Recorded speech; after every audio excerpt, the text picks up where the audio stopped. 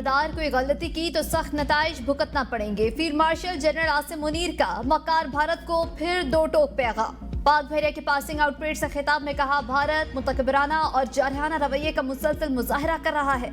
अगर दुश्मन ये समझे कि पाकिस्तान अपनी खुद मुख्तारी पर हमले को बर्दाश्त करेगा तो ये खतरनाक गलत फहमी होगी।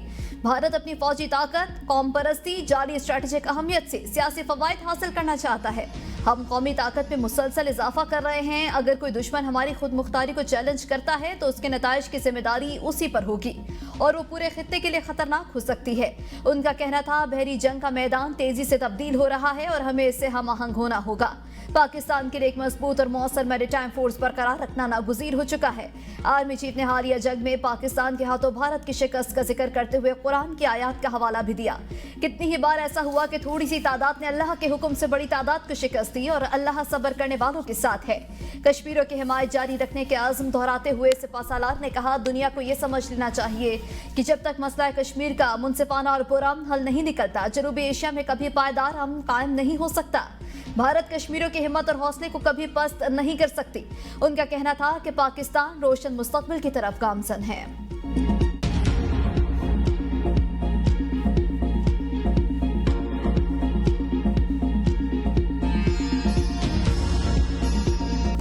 दरियाए सवात में डूबने वाले अफराद की लाशें निकाली गई। 2 की तलाश जारी। जाँ बहक अफराद की मजमूई तादाद 12 हो गई। सानिया सवात ने हर आंख नम कर दी।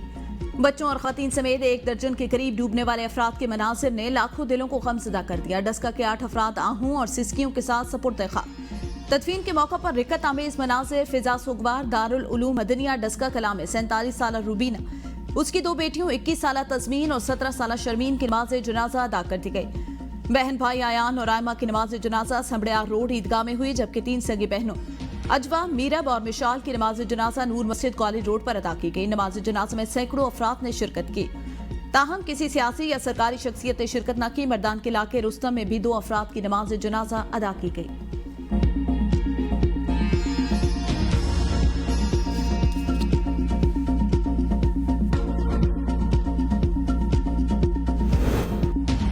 सानिया सवात पर अली अमीन गन्नापुर के खिलाफ मुकदमा दर्ज होना चाहिए। गवर्नर खैबर पख्तूनख्वा फैसल करीम गुड्डी का अली अमीन से मुस्ताफी होने का मुतालबा। कहा, वज़ीर आला के खिलाफ इंक्वायरी होनी चाहिए। दरियाए सवात में फंसे लोग मदद के लिए पुकारते रहे, 2 घंटे कोई मदद के लिए नहीं पहुंचा। जिम्मेदार कौन है? जाँ बहक अफराद की FIR वज़ीर सयाहत के खिलाफ भी दर्ज होनी चाहिए। सूबे में अमन अमान की जिम्मेदारी सूबाई हुकूमत की है। KP में बल्दियाती इदारों को 1 रुपया नहीं दिया गया। सूबाई हुकूमत फंड्स आने के बावजूद आके तकसीम नहीं कर रही।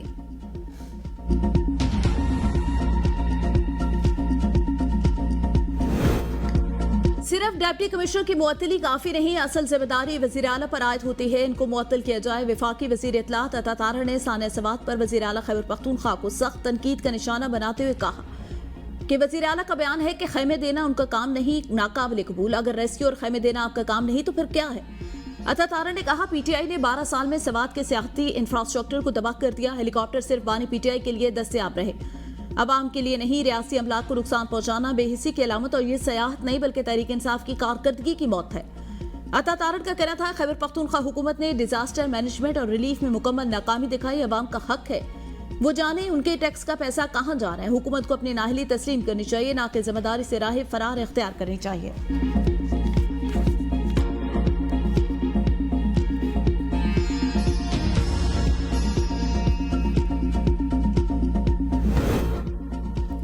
क्या मैंने सयाहों को तंबू देने हैं? वज़ीर आला खैबर पख्तूनख्वा अली अमीन गन्नापुर का सैलाबी रेले में बह जाने वाले खानदान के बारे में गैर जिम्मेदाराना बयान। अवाम का सख्त रद्द-ए-अमल। सोशल मीडिया सारफीन ने खैबर पख्तूनख्वा हुकूमत बिलखुसूस वज़ीर आला को तमाम डूबने वाले अफराद का कातिल करार दे दिया।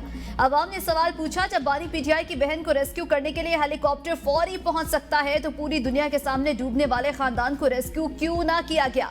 खैबर पख्तूनख्वा को क्यों बेयारो मददगार छोड़ दिया गया है? क्या सिर्फ अशराफिया की जिंदगी ही अहम है?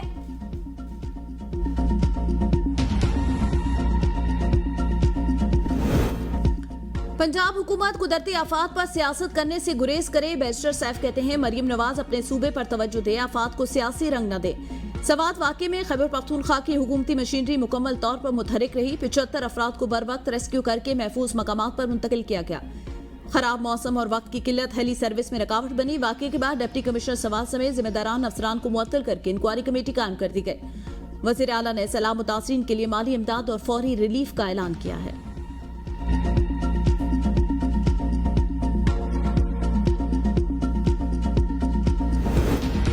सान्या सवात डिप्टी कमिश्नर सवात शहजाद महबूब को मुअत्तल कर दिया गया। सलीम जान नए डिप्टी कमिश्नर सवात तैनात। चीफ सेक्रेटरी का सवात का दौरा। कहते हैं 85 में से 58 अफराद को जिंदा बचा लिया गया।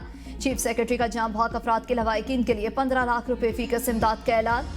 चीफ सेक्रेटरी की ज़ेर सदारत इजलास। रेस्क्यू 1122 को ड्रोन्स, लाइफ जैकेट्स, कश्तियों और दीगर इमरजेंसी आलात की खरीदारी का हुक्म। दरिया किनारे कायम सेल शुदा होटल्स फौरन खाली कराए जाएं। रेस्क्यू टीमें 3 से 4 माह के लिए दरिया के किनारे मुस्तकिल तैनात हों। रिवर क्रॉसिंग पर बैरियर्स नस्ब किए जाएं। फ्लड अलर्ट फौरी ज़िले इंतजामिया तक पहुंचाने की हिदायत।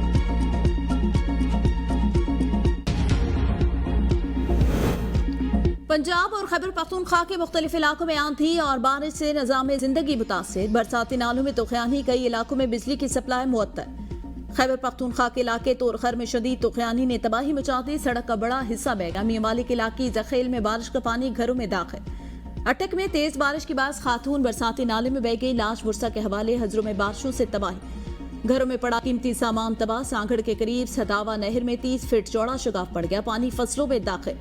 शहरी आबादी भी ज़ेरे आब आने का खतरा। महकमे मौसमियात के मुताबिक सिंध, पंजाब, बलूचिस्तान के बाद इलाकों, खैबर पख्तूनख्वा और कश्मीर में कहीं कहीं बारिश का इम्कान। कराची के मुख्तलिफ इलाकों में वक्फे वक्फे से बारिश का सिलसिला जारी। कराची में बारिश के बायस लाइट वेट तैयारों को फ्लाइंग से रोक दिया गया।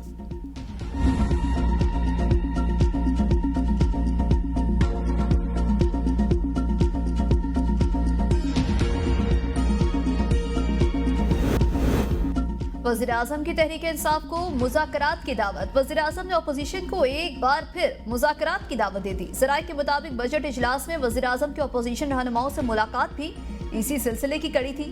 वज़ीर आज़म ने अपोजिशन नशिस्तों पर जाकर बैरिस्टर गौहर और असद कैसर से मुलाकात की थी।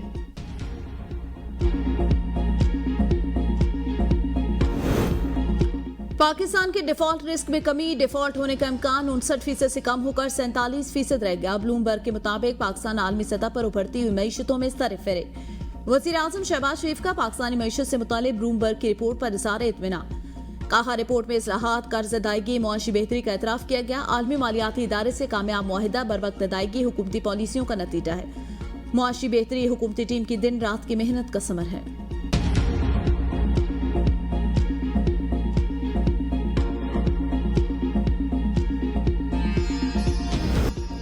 पंजाब असम्बली में तोड़फोड़। स्पीकर का सख्त एक्शन। 10 अरकान पर 20 लाख से ज्यादा जुर्माना आयद कर दिया।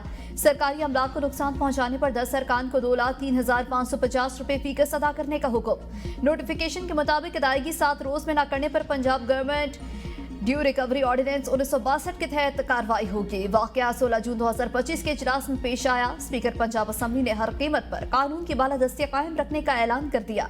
जुर्माने की जद में आने वाले अरकान असम्बली में चौधरी जावेद कौसर, असद अब्बास, मोहम्मद तनवीर असलम, सैयद रिफत महमूद, मोहम्मद इस्माइल, शहबाज अहमद शामिल, इम्तियाज महमूद, खालिद जुबैर, राना औरंगजेब, मोहम्मद हसन अली का नाम भी फहरिस्त का हिस्सा। पंजाब असम्बली में एहतजाज पर PTI के 26 अरकान मुअत्तल। इलेक्शन कमीशन को आज ही रेफरेंस भेजने का ऐलान। कवायद की संगीन खिलाफ वर्जी का इल्जाम। स्पीकर पंजाब असम्बली मलिक मोहम्मद खान कहते हैं कि अपोजिशन वाले बैलेट से नहीं जीते तो बुलेट का इस्तेमाल किया। क्या बानी PTI को मैंने जेल में डाल रखा है। ऐवान में अपोजिशन अरकान का रवैया अफसोसनाक है।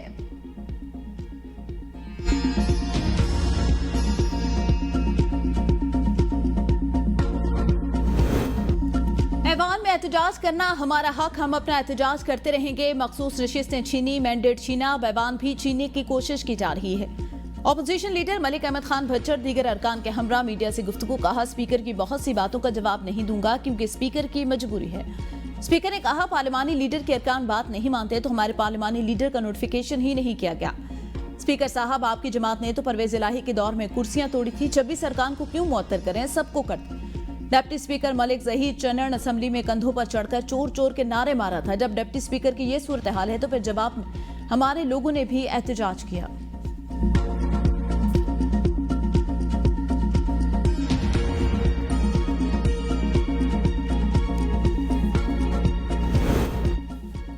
अपोजिशन अपोजिशन वाले बैलेट से नहीं जीते तो बुलेट का इस्तेमाल किया। क्या बानी पीटीआई को मैंने जेल में डाल रखा है? स्पीकर पंजाब असेंबली मलिक मोहम्मद खान की न्यूज कॉन्फ्रेंस। कहा, जमहूरी और पार्लिमानी रवायात के पासदारी पर यकीन रखता हूँ। ऐवान में अपोजिशन अरकान का रवैया अफसोसनाक है। पीटीआई ने 2014 में भी धांधली के इल्जाम लगाकर निजाम मफलूज करने की कोशिश की थी। ऐवान के तकद्दुस का ख्याल रखना हर एक के लिए जरूरी है। फॉर्म 45 और फॉर्म 47 कहानी बड़ी शिद्दत के साथ सुनी। सिस्टम को यरगमाल नहीं बनाने देंगे। एहतजाज का हक तस्लीम है, लेकिन इसकी हदूद आइन, कानून और कवायद किताबें हैं। ये नहीं हो सकता कि आप किताबें उठाकर अरकान पर फेंकने लग जाएं।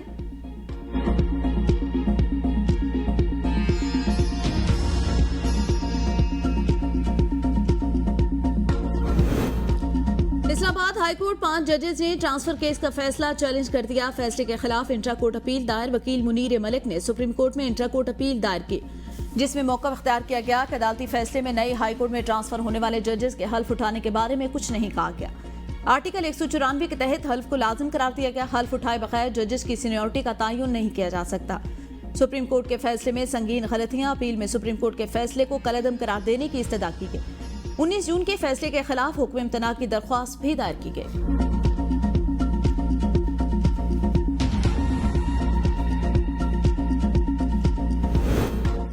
इस्लामाबाद हाईकोर्ट ने सीडीए को खत्म करने का हुक्म दे दिया। अदालत ने सीडीए का राइट ऑफ वे और एक्स चार्जेस का एसआरओ कलअदम करार देते हुए कहा कि वफाकी हुकूमत सीडीए को तहलील करने का अमल शुरू और मुकम्मल करे। सीडीए तहलील करके तमाम इख्तियारात और असासे मेट्रोपॉलिटन कॉरपोरेशन को मुंतकिल किए जाएं। जस्टिस मोहसिन अख्तर क्यादी ने तफसीली फैसला जारी कर दिया।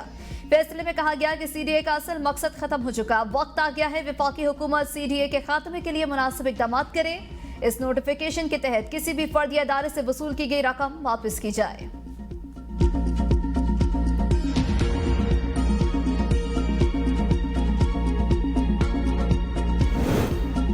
वज़ीर आज़म वीडियो लिंक के जरिए अदालत पेश न हो सके। बानी पीटीआई के खिलाफ शहबाज शरीफ के 10 अरब हर्जाना केस की समाअत बगैर कार्रवाई मुलतवी। वज़ीर आज़म ने गुज़िश्ता समाअत पर कानूनी नोटिस और रसीदें जमा करा दी थी। बानी पीटीआई के वकील मोहम्मद हुसैन ने एतराज़ात पर मबनी अपना जवाब अदालत में जमा करा दिया। कानूनी नोटिस पर एतराज़ वज़ीर आला का दावा गैर मुअस्सर करार दिया।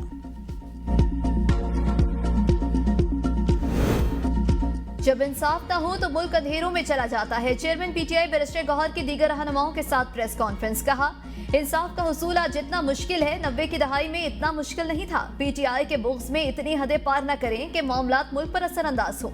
चीफ जस्टिस ऑफ पाकिस्तान से गुजारिश है कि इंसाफ फराहम करवाया जाए। इलेक्शन कमीशन ने 85 मेंबरान का नोटिफिकेशन 25 मार्च को जारी किया। हमारे एमएनए सुन्नी इत्तेहाद काउंसिल के साथ इल्हाक कर चुके हैं। इलेक्शन कमीशन हमारे एमएनए और एमपीएस के नोटिफिकेशन जारी करे। शिबली फराज बोले, फैसले पहले ही टीवी चैनल्स पर आ चुके होते हैं। हमारी लीडरशिप को जेलों में डाला गया। आइन को मुसलसल पामाल किया जा रहा है। पाकिस्तान मुसलसल तहरीक की जानिब जा रहा है। शहबाज एंड कंपनी ज्यादा देर चलने वाली नहीं।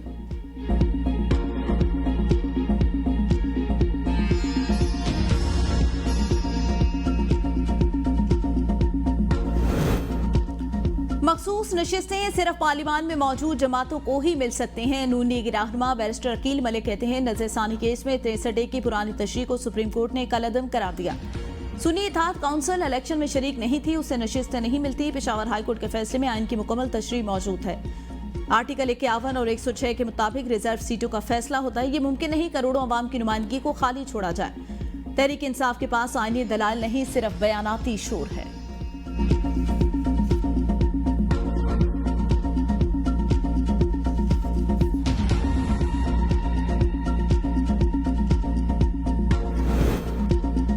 पीटीआई वाले अपने बानी को जेल में रखने में कामयाब हो गए। सेनेटर फैसल वावडा ने मखसूस नशिस्तों के हवाले से सुप्रीम कोर्ट के फैसले को कानूनी लिहाज से दुरुस्त करार देते हुए कहा, पीटीआई का केस बहुत कमजोर था। इन्हें पता है कि बानी पीटीआई बाहर आ गए तो ये शक्लें नजर नहीं आएंगी। पौने 2 साल पहले ही कह दिया था कि इस केस का फैसला यही होना है।